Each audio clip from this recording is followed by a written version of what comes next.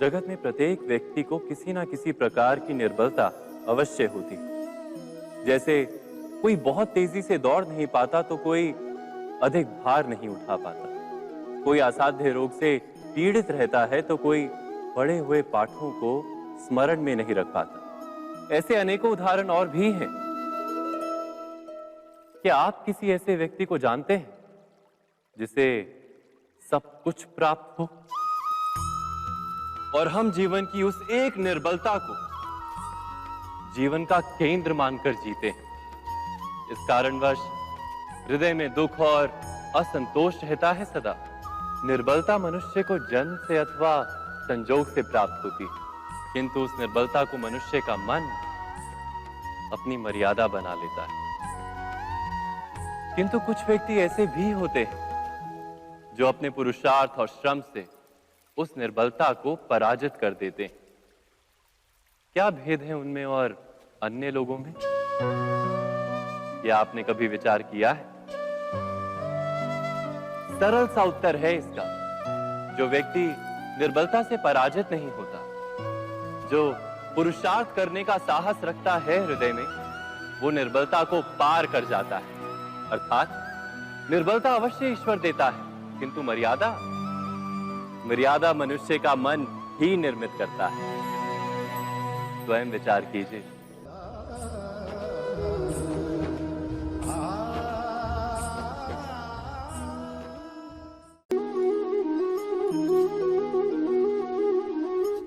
भविष्य का दूसरा नाम है संघर्ष।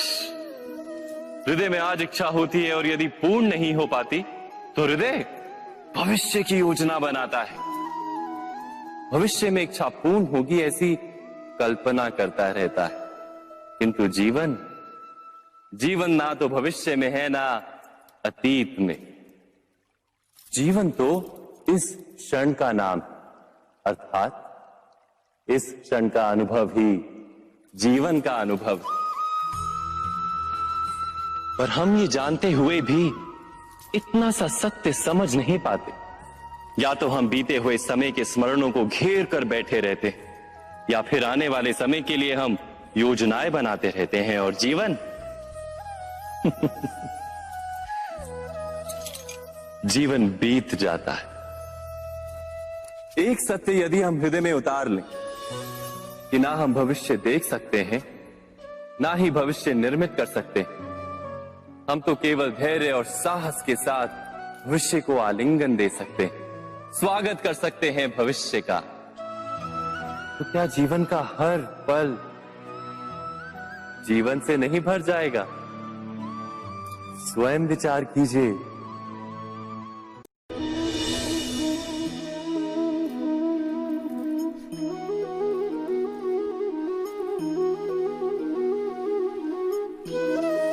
ज्ञान प्राप्ति सदा ही समर्पण से होती है, यह हम सब जानते हैं। किंतु समर्पण का वास्तविक महत्व क्या है? क्या हमने कभी विचार किया? मनुष्य का मन सदा ही ज्ञान प्राप्ति में विभिन्न बाधाओं को उत्पन्न करता है। कभी किसी अन्य विद्यार्थी से ईर्ष्या हो जाती है, कभी पढ़ाए हुए पाठों पर संदेह जन्मता है और कभी गुरु द्वारा दिया गया दंड मन को अहंकार से भर देता है। नहीं, क्या ऐसा नहीं होता? न जाने कैसे कैसे विचार मन को भटकाते हैं और मन की इसी अयोग्य स्थिति के कारण हम ज्ञान प्राप्त नहीं कर पाते। मन की योग्य स्थिति केवल समर्पण से निर्मित होती है। समर्पण मनुष्य के अहंकार का नाश करता है, ईर्ष्या, महत्वाकांक्षा आदि भावनाओं को दूर कर हृदय को शांत करता है और मन को एकाग्र करता है। वास्तव में ईश्वर की सृष्टि में ना ज्ञान की मर्यादा है ना ज्ञानियों की। गुरु दत्तात्रेय ने तो गाय और श्वान से भी ज्ञान प्राप्त कर लिया था। अर्थात विषय ब्रह्म ज्ञान का हो या जीवन के ज्ञान का या गुरुकुल में प्राप्त होने वाले ज्ञान का, उसकी प्राप्ति के लिए गुरु से अधिक महत्व है उस गुरु के प्रति हमारा समर्पण। क्या यह सत्य नहीं?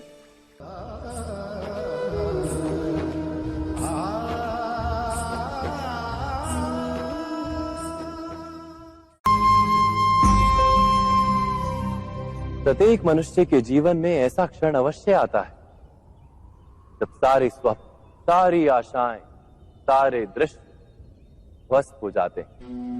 जीवन के सारे आयोजन ही बिखर जाते हैं। एक और धर्म होता है और दूसरी ओर सुख। इसी को धर्म संकट कहते हैं।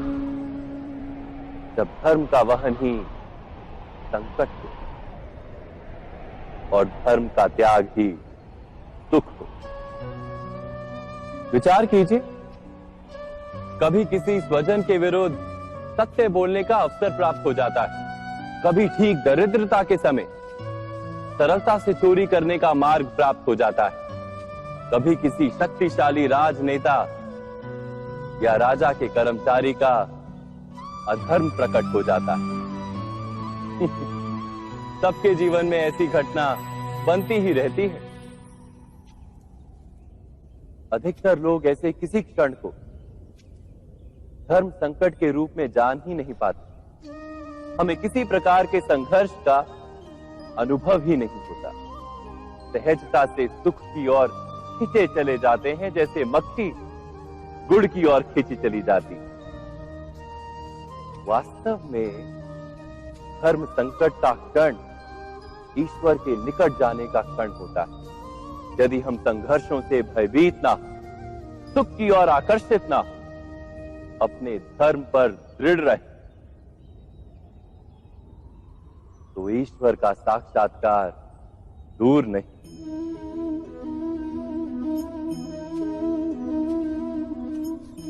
पवन से युद्ध करने वाला पत्ता यदि पेड़ से गिरता है तो भी आकाश की ओर उठता है। पवन से झुकने वाली घास वहीं भूमि पर रह जाती है। अर्थात धर्म संकट से यदि हम संकट को ही टाल दें तो सुख तो मिलता है, जीवन बढ़ता है, किंतु क्या चरित्र नहीं टूटता? क्या आत्मा दरिद्र नहीं हो जाती? क्या ईश्वर से अंतर नहीं हो जाता? स्वयं विचार किए। दो व्यक्ति जब निकट आते हैं तो एक दूसरे के लिए सीमाएं और मर्यादाएं निर्मित करने का प्रयत्न अवश्य करते हैं। हम यदि सारे संबंधों पर विचार करें तो देखेंगे कि इन सारे संबंधों का आधार यही सीमाएं हैं जो हम दूसरों के लिए निर्मित करते हैं। और यदि अनजाने में भी कोई अन्य व्यक्ति इन सीमाओं को तोड़ता है तो उसी क्षण हमारा हृदय क्रोध से भर जाता है। इन सीमाओं का वास्तविक रूप क्या है? क्या हमने कभी विचार किया? सीमाओं के द्वारा हम दूसरे व्यक्ति को निर्णय करने की अनुमति नहीं देते। अपना निर्णय उस व्यक्ति पर थोपते हैं, अर्थात किसी की स्वतंत्रता का अस्वीकार करते हैं। और जब स्वतंत्रता का अस्वीकार किया जाता है तो उसका हृदय दुख से भर जाता है। और जब वो सीमाओं को तोड़ता है तो हमारा हृदय क्रोध से भर जाता है। क्या ऐसा नहीं होता?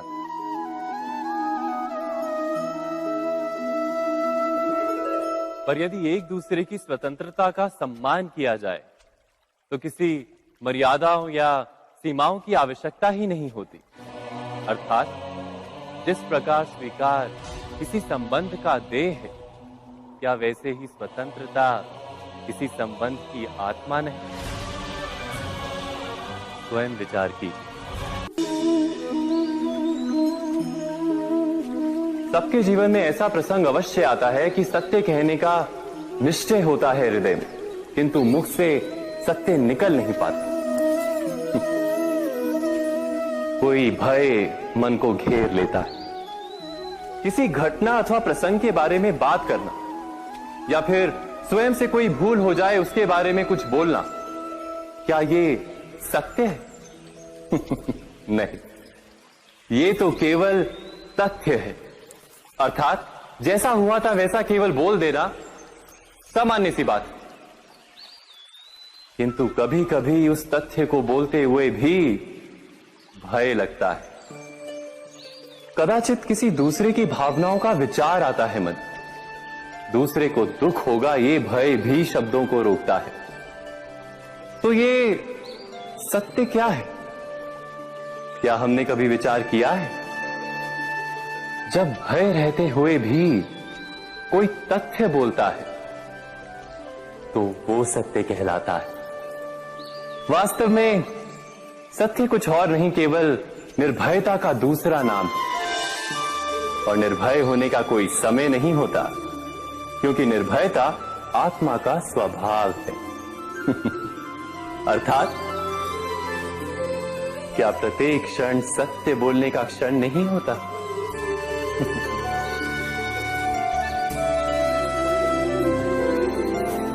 स्वयं विचार कीजिए।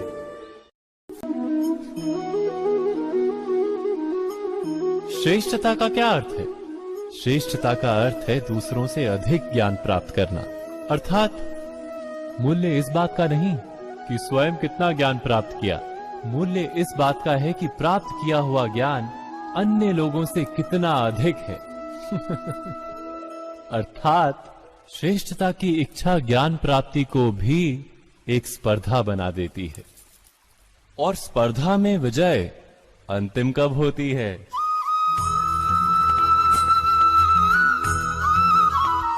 कुछ समय के लिए तो श्रेष्ठ बना जा सकता है, किंतु सदा के लिए कोई श्रेष्ठ नहीं रह पाता। फिर वही असंतोष, पीड़ा और संघर्ष जन्म लेता है।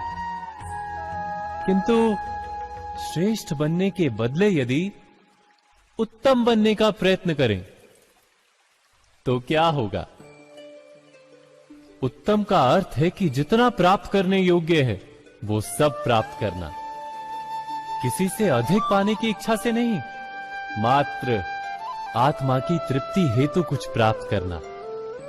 उत्तम के मार्ग पर किसी अन्य से स्पर्धा नहीं होती, स्वयं अपने आप से स्पर्धा होती है। अर्थात उत्तम बनने का प्रयत्न करने वाले को देर अबेर सारा ज्ञान प्राप्त हो जाता है। बिना प्रयत्न के ही वो श्रेष्ठ बन जाता है। किंतु जो श्रेष्ठ बनने का प्रयत्न करता है वो श्रेष्ठ बने या ना बने, उत्तम कभी नहीं बन पाता।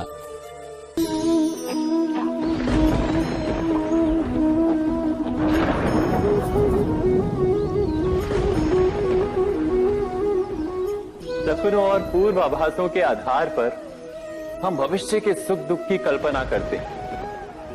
भविष्य के दुख का कारण दूर करने के लिए हम आज योजना बनाते हैं। किंतु कल के संकट को आज निर्मूल करने से हमें लाभ मिलता है या हानि पहुंचती है? ये प्रश्न हम कभी नहीं करते। सत्य तो ये है कि संकट और उसका निवारण साथ जनते हैं, व्यक्ति के लिए भी और सृष्टि के लिए भी। नहीं, आप अपने भूतकाल का स्मरण कीजिए, इतिहास को देखिए। आप तुरंत ही ये जान पाएंगे कि जब जब संकट आता है तब तब उसका निवारण करने वाली शक्ति भी जन्म लेती है। यही तो जगत का चलन है। वस्तुतः संकट ही शक्ति के जन्म का कारण है। प्रत्येक व्यक्ति जब संकट से निकलता है तो एक पद आगे बढ़ा होता है, अधिक चमकता है, आत्मविश्वास से अधिक भरा होता है, न केवल अपने लिए अपितु विश्व के लिए भी। क्या ये सत्य नहीं? वास्तव में संकट का जन्म है एक अवसर का जन्म, अपने आप को बदलने का अवसर, अपने विचारों को ऊंचाई पर करने का अवसर, अपनी आत्मा को बलवान और ज्ञान मंडित बनाने का अवसर। जो ये कर पाता है उसे कोई संकट नहीं होता, किंतु जो ये नहीं कर पाता वो तो स्वयं एक संकट है विश्व के लिए। विचार कीजिए।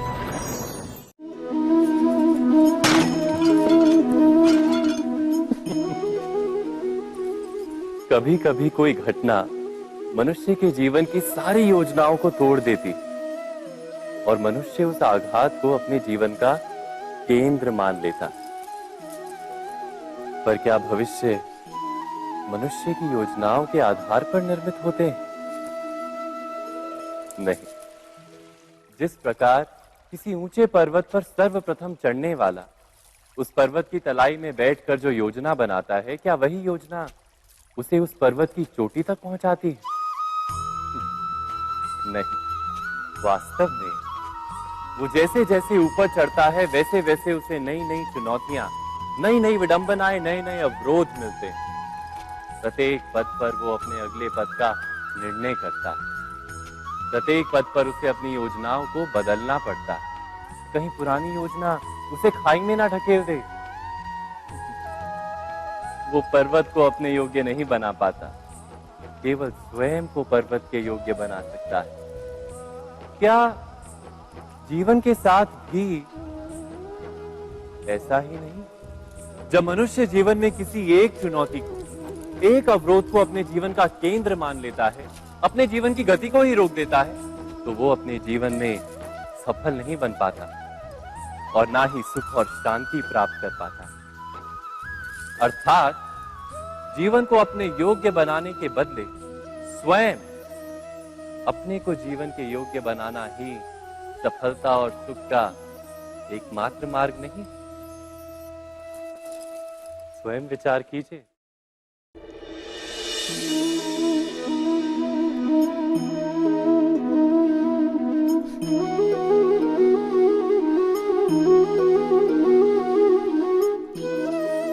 जीवन का हर क्षण निर्णय का क्षण होता है। प्रत्येक पद पर दूसरे पद के विषय में कोई निर्णय करना ही पड़ता है और निर्णय अपना प्रभाव छोड़ जाता है। आज किए गए निर्णय भविष्य में सुख अथवा दुख निर्मित करते हैं, ना केवल अपने लिए, अपने परिवार के लिए भी, आने वाली पीढ़ियों के लिए भी। जब कोई दुविधा सामने आती है तो मन व्याकुल हो जाता है, अनिश्चय से भर जाता है। निर्णय का वो क्षण युद्ध बन जाता है और मन बन जाता है युद्ध भूमि। अधिकतर निर्णय हम दुविधा का उपाय करने के लिए नहीं, केवल मन को शांत करने के लिए लेते हैं। पर क्या कोई दौड़ते हुए भोजन कर सकता है? नहीं। तो क्या युद्ध से जूझता हुआ मन कोई योग्य निर्णय ले पाएगा? वास्तव में शांत मन से जब कोई निर्णय करता है तो अपने लिए सुखद भविष्य बनाता है, किंतु अपने मन को शांत करने के लिए जब कोई निर्णय करता है तो वो व्यक्ति भविष्य में अपने लिए कांटों भरा वृक्ष लगाता है। स्वयं विचार कीजिएगा।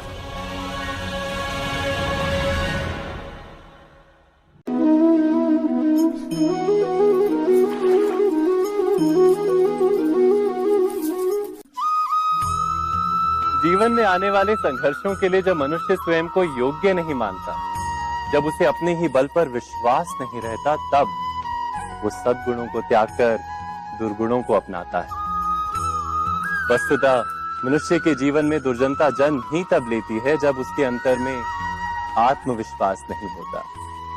आत्मविश्वास ही अच्छाई को धारण करता है। ये आत्मविश्वास है क्या?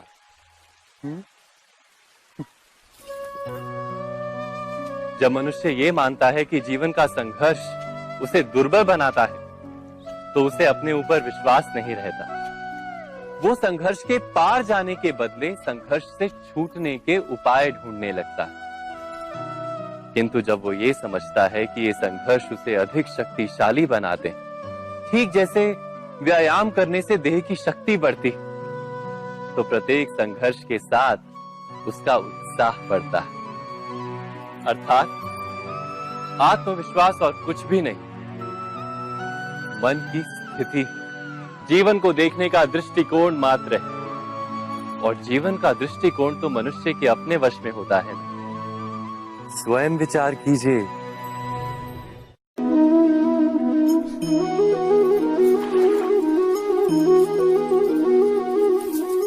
पिता सदा ही अपने संतान के सुख की कामना करते हैं, उनके भविष्य की चिंता करते रहते हैं।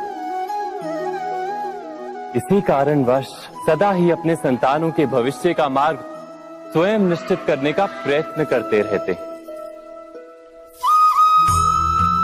जिस मार्ग पर पिता स्वयं चला है, जिस मार्ग के कंकर पत्थर को स्वयं देखा है, मार्ग की छाया, मार्ग की धूप को स्वयं जाना है, उसी मार्ग पर उसका पुत्र भी चले, यही इच्छा रहती है हर पिता की। निसंदेह उत्तम भावना है ये, किंतु 3 प्रश्नों के ऊपर विचार करना हम भूल ही जाते हैं। कौन से प्रश्न? प्रथम प्रश्न, क्या समय के साथ प्रत्येक मार्ग बदल नहीं जाते? क्या समय सदा ही नई चुनौतियों को लेकर नहीं आता? तो फिर बीते हुए समय के अनुभव नई पीढ़ी को किस प्रकार लाभ दे सकते हैं? दूसरा प्रश्न, क्या प्रत्येक संतान अपने माता पिता की छवि होता है? हाँ, संतानों को संस्कार तो अवश्य माता पिता देते हैं, किंतु भीतर की क्षमता तो ईश्वर देते हैं। तो जिस मार्ग पर पिता को सफलता मिली है, विश्वास है कि उसी मार्ग पर उसकी संतानों को भी सफलता और सुख प्राप्त होगा। तीसरा प्रश्न, क्या जीवन के संघर्ष और चुनौतियां लाभकारी नहीं होती? क्या प्रत्येक नया प्रश्न एक नए उत्तर का द्वार नहीं खोलता? तो फिर संतानों को नए नए प्रश्नों, संघर्षों और चुनौतियों से दूर रखना, ये उनके लिए लाभ करना कहलाएगा या हानि पहुंचाना? अर्थात जिस प्रकार संतान के भविष्य का निर्माण करने के बदले उसके चरित्र का निर्माण करना श्रेष्ठ है, वैसे ही संतानों के जीवन का मार्ग निश्चित करने के बदले उन्हें नए संघर्षों के साथ जूझने के लिए मनोबल व ज्ञान देना अधिक लाभदायक नहीं होगा? स्वयं विचार कीजिए।